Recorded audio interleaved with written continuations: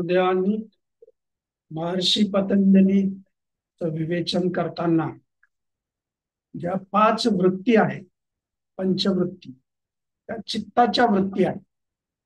तर त्या कशा प्रकारच्या आहेत ते सांगितलेलं नाही. सगळ्यात आधी काय सांगितलं, त्या क्लिष्टही आहेत आणि अक्लिष्टही. म्हणजेच त्रास देणाऱ्या आहेत, त्रास न देणार. त्याच्यामध्ये सुखकारक असं म्हणलेलं नाही. वृत्ती ही सुखकारक नसते. आपला स्वभाव सुखकारक असतो, वृत्ती सुखकारक नसतात. फक्त त्रास देणाऱ्या, दुःख देणाऱ्या आणि दुःख न देणाऱ्या, अशा दोन्ही प्रकारच्या असतात. ह्या 5 ज्या वृत्ती आहेत, त्या वृत्ती काय काय सांगितलेल्या आहेत? प्रमाण, विपर्य, विकल्प, निद्रा आणि स्मृती. ह्या 5 वृत्ती आहेत. प्रमाण मध्ये काय आहे? प्रत्यक्ष प्रमाण, अनुमान प्रमाण आणि आगम प्रमाण. प्रत्यक्ष प्रमाणामध्ये जे आपल्याला समोर दिसतंय, ज्याला कुठल्याही याची गरज नाहीये, ते प्रत्यक्ष. आणि जे अनुभूतीमध्ये नाहीये, परंतु इतरांच्या अनुभूतीनुसार, इतरांच्या ह्याच्यानुसार जेव्हा आपण त्याचा अनुमान लावतो, त्यावेळेस ते अनुमान प्रमाण. आता हे प्रमाण कशामुळे आहे? तर सगळ्याच गोष्टी आपण प्रत्यक्ष अनुभव घेऊ शकत नाही आणि सगळ्याच गोष्टी आपण जाणू शकत नाही. तो कुछ जान के चलना पड़ता है, कुछ मान के चलना. काही मानावं लागते, काही जाणवं.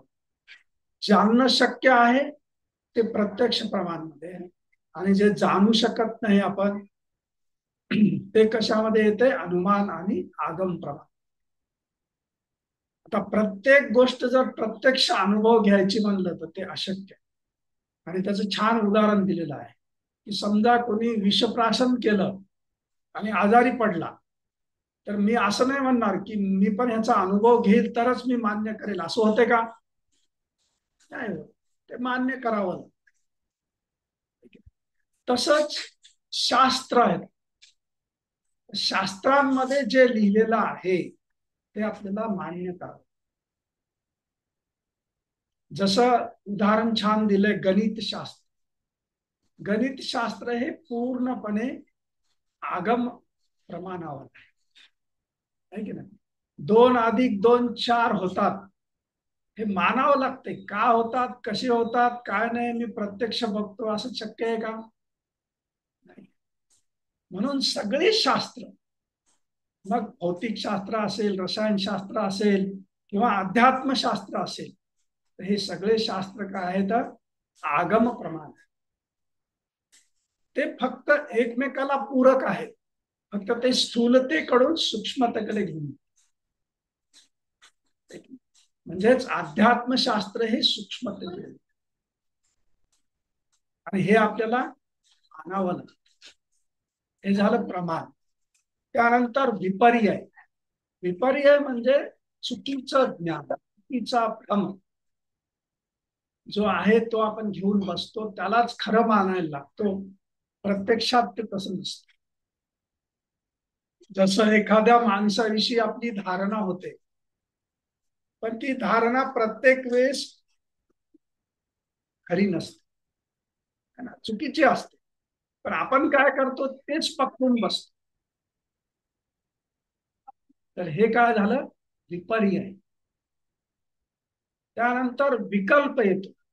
आता विकल्पामध्ये आपल्या मनामध्ये येणाऱ्या सगळ्या चिंता, सगळी एन्झायटी ही कशामध्ये? विकल्पामध्ये. तर त्याच्यामध्ये गुरुदेवांनी प्रमाण खूप छान सांगितलेलं आहे की 99.9% जी चिंता आपल्यामध्ये असते, प्रत्यक्ष आपण त्या ह्याने करतो, तर ते चुकीचं असतं. आणि 0.1% आहे ती खरी चिंता असते, आणि त्याला सॉल्व्ह करण्यासाठी आपल्याजवळ ती शक्ती आहे, ती आपण करू शकतो. म्हणजेच 100 रुपयामध्ये 1 पैशाची जी चिंता आहे, तर ती चिंता आपल्याला खरी असते, आणि ती चिंता आपण स्वतः सॉल्व्ह करू शकतो. एवढी शक्ती आपल्याकडे गुरुदेवांनी दिली. आणि बाकीचं सगळं आहे ते काय आहे? भ्रम आहे. ते काय? विकल्प आहे. पण ह्या वृत्तीमध्ये आपलं मन अडकून बसतं. मग तिथेच ते घोटाळायला. त्यानंतर काय सांगितलेलं आहे? निद्रा. निद्रेचं खूप छान सांगितलेलं आहे गुरुदेवांनी, की बाह्य वस्तू आहेत, ह्या वस्तूमधून जेव्हा मन निवृत्त होते तेव्हा ती निद्रा. मग काही असो, समजा एखादा एखाद्या वस्तूची, एखाद्या पदार्थाची चव मला चांगली वाटली आणि त्या चवेमध्येच मन जर अडकून पडलं तर झोप येईल का? येत नाही. तर निद्रा म्हणजे काय? की आपले हे जे ज्ञानेंद्रिय आहेत यांचे जे विषय आहेत, ह्या विषयांपासून मन जेव्हा निवृत्त होते तेव्हा निद्रा येते. आता हे कसे आहेत? ह्या वृत्ती काही क्लिष्ट आहेत, काही अक्लिष्ट आहेत. आता प्रमाण प्रमाण मिळालं की मन शांत होतं, पण प्रमाण न मिळता आणि मिळालं तरी त्याला मान्य न करता जेव्हा आपण अडकून पडतो तेव्हा ते क्लिष्ट आहे की नाही. सगळं सांगितलं होतं, सगळे प्रूफ आहेत, सगळे प्रूफ आहेत, सगळे सांगायला तरीही मन मान्य करत नाही. तर त्यावेळेस काय ते क्लिष्ट, दुःखदायक आहे की नाही. आणि विपर्यय आहे, समजलं मला हे चुकीचं ज्ञान आहे तर मी त्याच्यातून पुढे जाईल तर ते अक्लिष्ट आहे. आणि जर समजा तिथेच अडकून पडेल, नाही माझंच खरं, असं म्हणतात ना लोक, कितीही तुम्ही काही समजून सांगा ते काय म्हणणार? माझंच खरं. ते माझंच खरं वालं जे आहे ते तुम्हाला क्लिष्ट आहे, त्रासदायक आहे, ते त्रास देते, दुःख देते. आणि विकल्प आहे, चिंता आहे. आता बऱ्याच वेळेस आपल्याला गुरुदेव सांगतात, बरेचसे आध्यात्मिक गुरु सांगतात, धर्म धर्म अधिकारी सांगतात की चिंता करू नका, कुठलीही चिंता करू नका, मी तुमच्या पाठीशी आहे, तुमचं सगळं चांगलं होईल, हे सगळं होईल. तरीही पण आपल्यामध्ये चिंता येते. येते की नाही? तर ती कशी आहे? क्लिष्ट आहे, त्रासदायक आहे, हे त्रास देते की नाही. तसंच निद्रा आहे, तुम्ही जास्त झोपलात तरी त्रासदायक आहे, झोपलाच नाही तरी त्रासदायक आहे, कमी झोपलात तरी त्रासदायक. पण योग्य निद्रा घेतली तुम्ही तर ती कशी आहे? क्लिष्ट, ती त्रास आहे की नाही. त्यानंतर स्मृती. स्मृतीविषयी गुरुदेवांनी खूप छान सांगितलेलं आहे की जे आपल्या अनुभवात येत आहे आणि अनुभवात येऊन जे आपल्याला त्रासदायक असते, क्लिष्ट असते, तेच लक्षात राहत आणि ते स्मृतीमध्ये. वृत्ती म्हणून स्मृती जी आहे ती कोणती? जर समजा आता छान उदाहरण सांगितलंय की आईनं जर काही बोललं, काही वाईट बोललं तर ते लक्षात नाही राहत, पण सासूनं एक शब्द जरी बोलला तर तो लक्षात राहत आहे की नाही. ते काय झालं? क्लिष्ट झालं. आणि हे काय आहे? अक्लिष्ट आहे. एकाच उदाहरणावरून आपल्याला ते समजतं की क्लिष्ट आणि अक्लिष्ट. मग ते त्रासदायक, मग दुःख होते, मग असं का म्हणलं, असं का म्हणलं. मग ते 10 वर्ष 15 वर्ष जरी झाले तरी पण ते स्मृतीमधून जात नाही, कारण स्मृतीच्या वृत्तीमध्ये ते फिक्स झालं आहे की नाही. स्मृती चांगली आहे, आपली स्मृती उत्तम राहणं उत्तम बुद्धीचं लक्षण आहे. परंतु अशा वृत्तीमध्ये केव्हा होते? जेव्हा अशा त्रासदायक स्मृती आहेत त्या आतमध्ये बसतात आणि वारंवार त्या पुढे पुढे येत राहतात, त्यावेळेस त्या क्लिष्ट होतात आणि त्या वृत्तीच्या रूपात आहे की नाही. त्यानंतर निद्रा आहे. निद्रेबद्दल सुद्धा सांगितलं की व्यवस्थित निद्रा आहे. फक्त एकच छान सांगितलेलं आहे की बाह्य वस्तू जेवढ्या काही आहेत ह्या सगळ्यांपासून जेव्हा मन निवृत्त होते तेव्हा आपण निद्रा. म्हणून आपल्याला गुरुदेवांनी एक खूप छान सांगितलेलं आहे, झोपायच्या आधी जेव्हा आपण बेडवर जातो त्यावेळेस काय करायचं? 3 वेळेस ओंकार, ओम करायचं आणि त्यानंतर मग झोपी जायचं. म्हणजेच आपण बाह्य वस्तूमधून निवृत्त नव्हतो, नाही तर मग निद्रा नाश होतो. बऱ्याच जणांना अनिद्रा असते, निद्रानाश असतो, मध्येच झोप येते, नंतर डिस्टर्ब होते, डिस्टर्ब स्लीप आहे. हा जो त्रास होतो हा कसा आहे, क्लिष्ट वृत्तीमुळे होतो. मग ह्या 5 प्रकारच्या वृत्ती आहेत. तर ह्या वृत्ती मधून जेव्हा मन निवृत्त होतंय तेव्हा योग आहे. योग म्हणजे काय आहे? योग चित्तवृत्ती निरोध, ह्याच्यातून निरोध करायचा. मग आता आपल्याला सगळ्यांना सांगितलं आहे ना कमलताई, सगळ्यांना सांगितलं आपल्याला की ह्याच्यातून तुम्ही निवृत्त व्हा, है ना. शिवाजी सर आपल्याला काय सांगितलं? निवृत्त व्हा. तर मग पुढे प्रश्न काय येतो? कसं निवृत्त व्हायचं? हे सगळं सांगताय तुम्ही, चांगलं आहे, मस्त आहे, आम्हाला सगळं व्यवस्थित समजलं. पण हे करायचं कसं? हे प्रत्यक्ष कसं करायचं? तर त्यावेळेस सांगितलेलं आहे की